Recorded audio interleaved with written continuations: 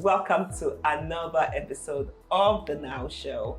You know, sometimes I keep saying I'm excited, but I am excited as I get excited doing every episode.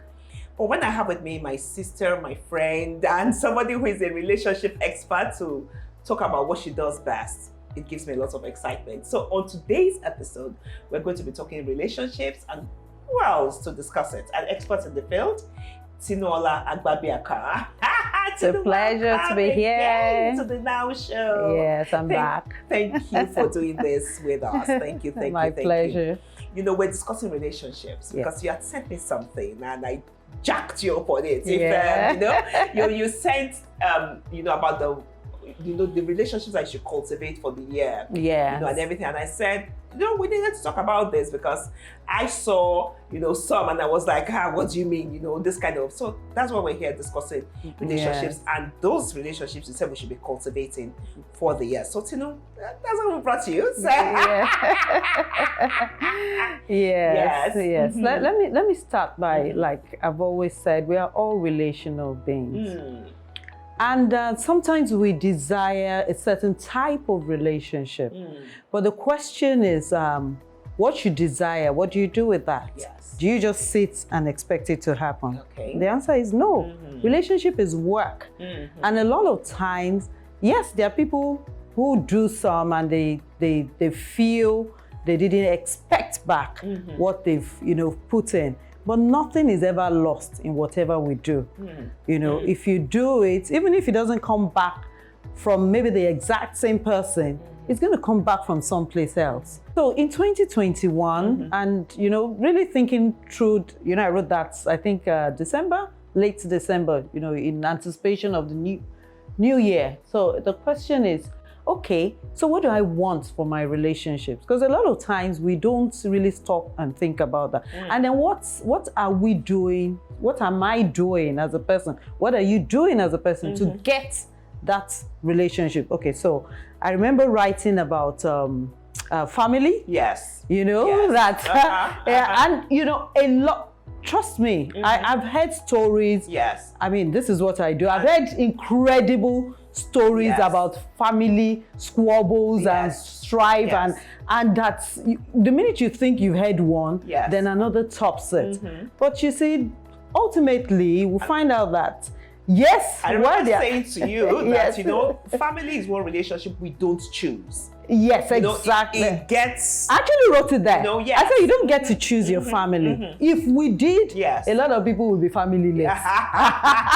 But nobody will choose them. But then God in his own, wisdom, will throw some people into your life that you cannot really get rid of, to test, maybe to build up patience in you, to build up, even maybe it's your prayer life. Because there are some family members that you have to be on top of mountain praying that they should just let you rest. So that's really the in terms of family. And that's why I said you can't really throw them away. You may keep them at arm's length. Okay. And that's wisdom. Yes. As opposed to you're fighting. You find siblings not talking. I will be honest with you, even my own siblings, at some point, we were not all talking until I was early last year. I just took control of the situation. No, this can be. Why are we fighting? Okay. We're not competing. And so we should support each other. Okay. And the funny thing was that when I stepped in, everybody fell in. Yeah. Everybody fell in. Because sometimes you don't even understand why you had those misunderstandings in the first place. Exactly. And sometimes for me, I don't do, part of what we do relationship, you don't patch up relationships. You have to talk about the issues. Okay. Because when you patch it up, when you say, we are now friends, it doesn't work that way. Because issues are deep-rooted. Yes. And emotions, and sometimes, in fact, while talking about ours, and I'm using my own siblings and while talking, I said, say your mind. And some of us went back years, and it was just a misconception. It was a misunderstanding. That wasn't the intent. Yes. You know, and that's what's talking about relationships and building doors. Because sometimes you think, oh, you did this because of me, and the person was not even aware that you were involved. You know, but that's how the devil like plays tricks in you know, turning family members. So things just creep in. Things just creep in. What you shouldn't really take into, you know, consideration becomes the main. You say, you greeted everybody, you didn't greet me. When perhaps that was the first person you greeted, but for whatever reason the person was distracted. You know, so it now becomes a lifelong issue. And I've also realized with families is that they hand it over like legacies to their children. Yeah. When A is fighting B, you must join me to fight. You join the children, then generations. Then you find out 3 or 4 years later, people that could have done good for themselves, that could have helped each other, that could have, you know, they don't even know where the fight started from. But you know, they're talking about this family relationships and relationships as a whole. There's some relationships that are really toxic. Yes, I agree. So what do you do about toxic relationships? Let me give you an example. I mean, I think the most toxic father, daughter, mother, mother-child. Yes. And I've heard stories that will make you shake. But where it comes is managing, you know, that's where relationship management comes in. For instance, let me give you an example. People who decide, I'm not talking to my mom again. I'm not talking to, there's a place for a mother's blessings. There's a place for a father's blessings. These are the people that some of them, maybe because they got into maybe a supporting one party against the other. When it's time for one person to marry, the father will now start creating problems. There's a place for that. Managing situations. You don't need, I can be your friend or I can relate with you without having to call you every day. Okay, so I can relate with you, but I don't have to be your friend. I don't have to be your friend. Okay. I don't have to be your friend. Works. I don't have to be your friend. And we have, you know, limits. Like, there were people I called this year, Happy New Year. Not necessarily because I was, but I just did it because of relationships. And you see, there's always a ripple effect. There are people tied. Nobody is an island. So, for instance, if you're not talking, let me give you an example. For instance, if you're not talking to your mom, you'll find out that some of your siblings will not agree with you. Yes. So they have taken sides with your mom. So invariably, though they are not the ones that you have an issue with, but now you have an issue with them because, you know, so you find yourself fighting so many people. And in a world where, you know, I mean, what does it profit anybody to be keeping, you know, malice and strife all over the place? What does it profit anybody? Yeah. That's a question. But you know, people still do it. People do it. And it affects your prayer life. I tell you, just even be selfish. Think of your prayer life. Think of your communion with God. You know, think of, it's not worth it. That's just it. So even if I greet you and you don't answer, that's fine. I have done my bit and let it go. Okay. And that's family. That's family. I was going to say, let's that move is from family. Let's move from family to Yes. friends. Actually, there are friends that should be cut off. I tell you, I said, friends are what you choose. Yes. Nobody chose your friend. Nobody forced a friend on you. You forced a friend on you. On yourself. And a lot of times, you know, different incidents would have let you know this is somebody to let off. I say, you know, it's always said that there's a friend for a season. There's a friend for a season. A reason. And then some are for a lifetime. Yes. And you have to determine who is who. Because it's not everybody that is there for a lifetime. Some, they will just be friends for you because you are both struggling, you are both hustlers, you have no money. So they identify with you every time you want to, you know, do one runs or hustle, you know, they will tell you, we are together, let's do it. Now, the minute you hit it big, things that you would have told them before, they'll take it to heart. Wow. Say, why is she talking to me like that? Because she thinks she's better than us now. You know? So the envy has come in. Yeah. That friendship was for a season.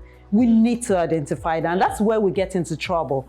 And the Holy Spirit, if you have a measure of the Spirit of God in you, the Holy Spirit will nudge you.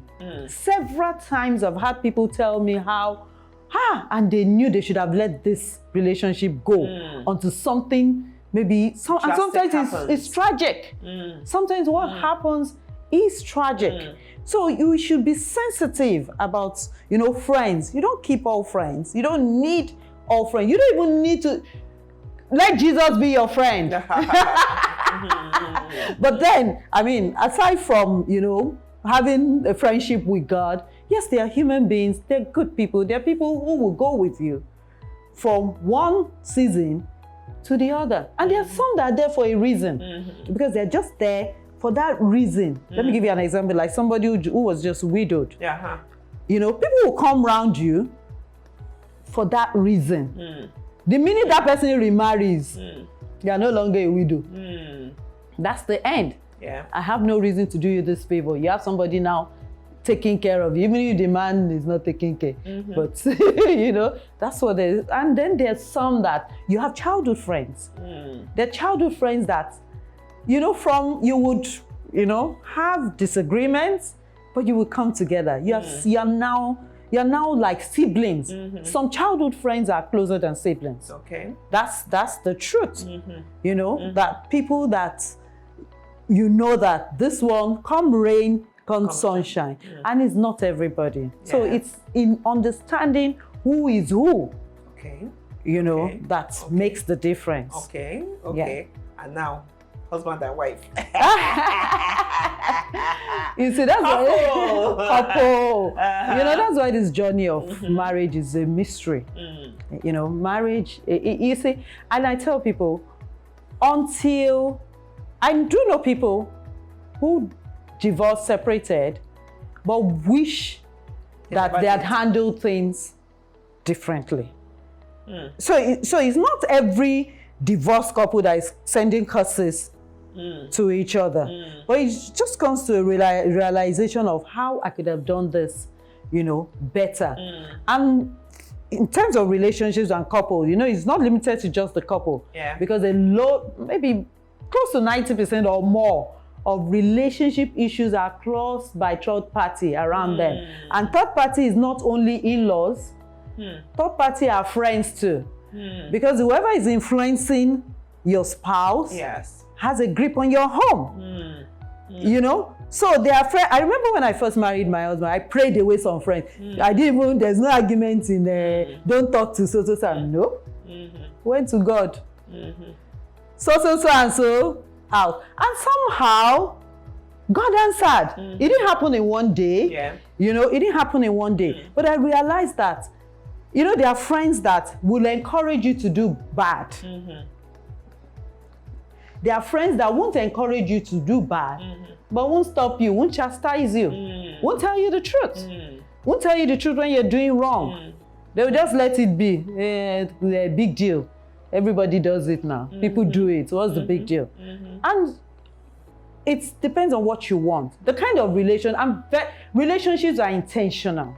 You have to be intentional. And I tell people, if you want a particular kind of relationship, write it down. Even for singles, going to singles, let me now go to singles. If you want a kind of man or a kind of woman, write it down. What kind of relationship do you want? Look at your list. Let it align with God wants for you. Not you're looking for a tall, handsome man. What's wrong with a tall, handsome man? Nothing wrong with a tall, handsome man, but that shouldn't be the first. You shouldn't see handsome before you see, let's say, maybe like kindness. Or love, So that's one bit. Then let me go back to the couples bit, like in-laws relationship. I tell, if you're getting married, a woman, you need to know who you are marrying. It's an assignment. As a woman, when I talk to young brides. Who is closest to your husband? If it's his mother, you'll be making the biggest mistake of your life if you take her as your enemy. You'll just be fighting battles that you yourself will not even understand.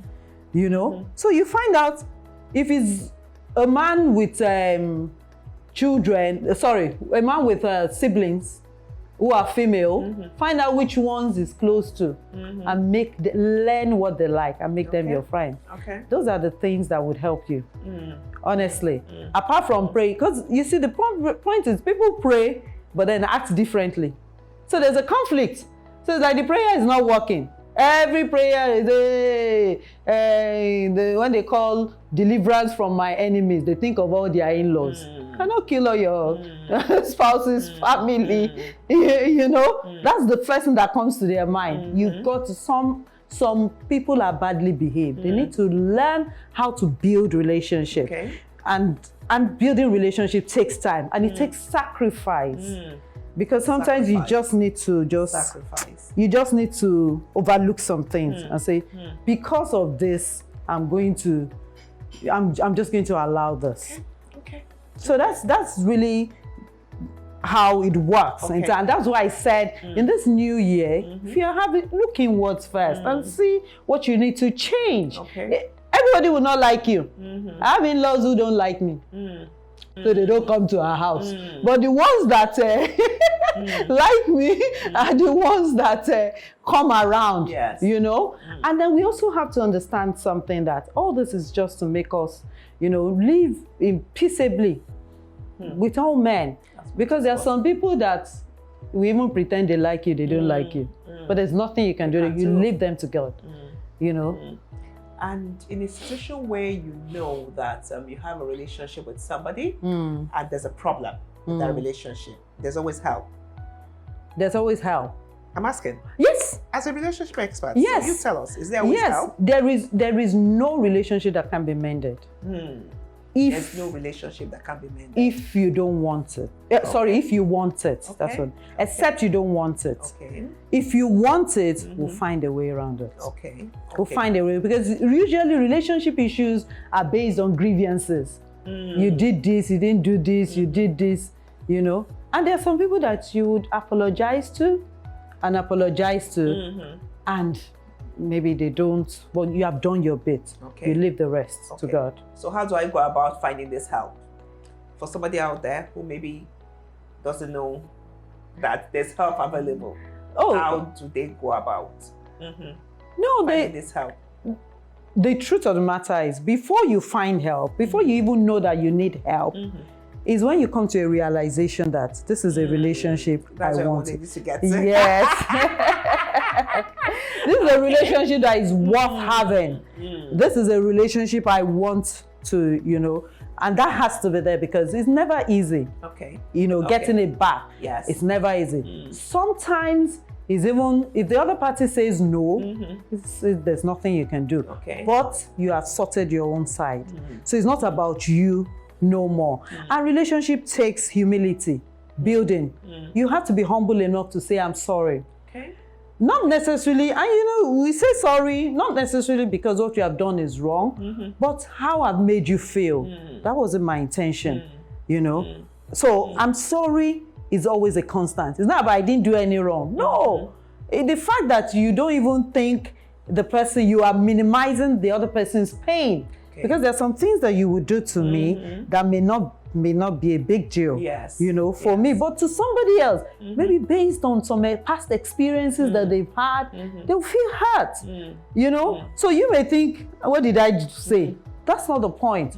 Relationship is from the other. You have to see it from the other person's. So you always have to see the other person's perspective. You have to. You have to, if you want to make it work. You have to. Okay, you said I offended you. That wasn't my intention, and I do apologize. And then we learn, we know people from there. Yes. You know, now we know, that's like setting boundaries. And I say relationships, once you want to build relationships, you have to know that there are boundaries. And all this talk of when somebody will come and say, I've been married for 50 years, we have never quarreled for one day. They are both liars. That's the truth.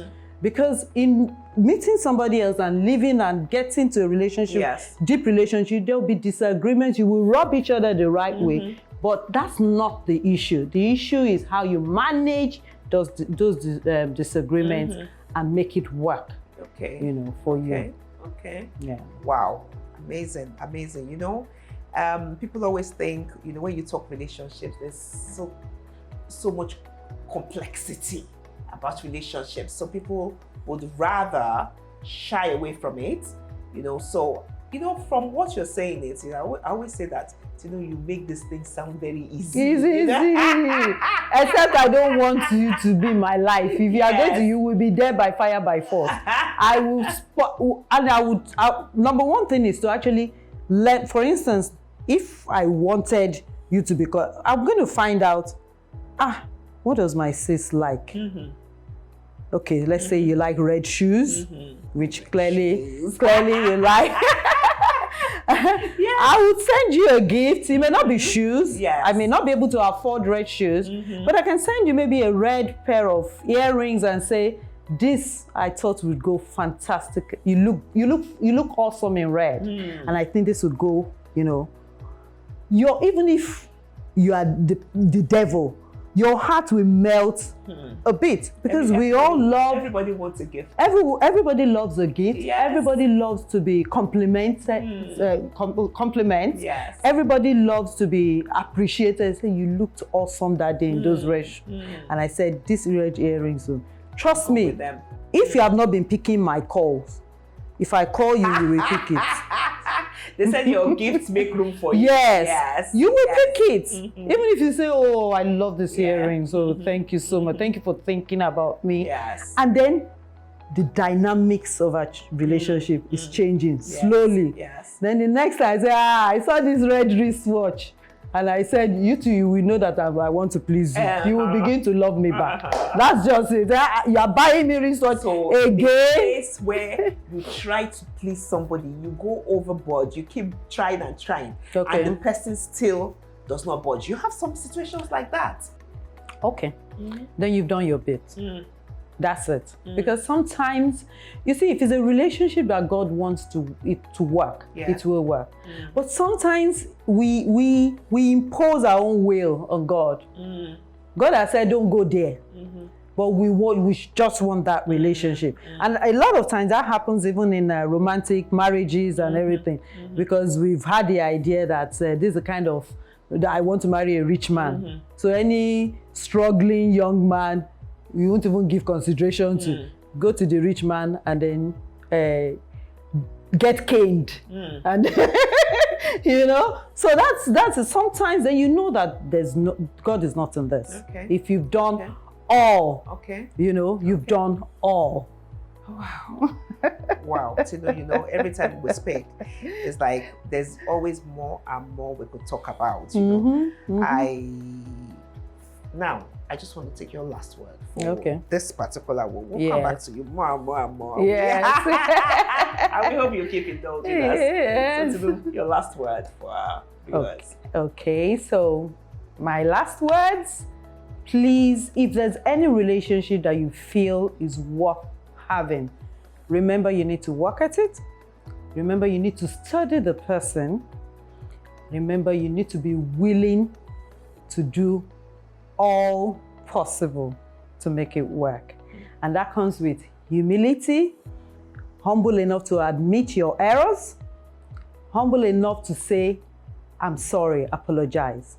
Not necessarily because you've done anything wrong, but because you've made the other person feel badly.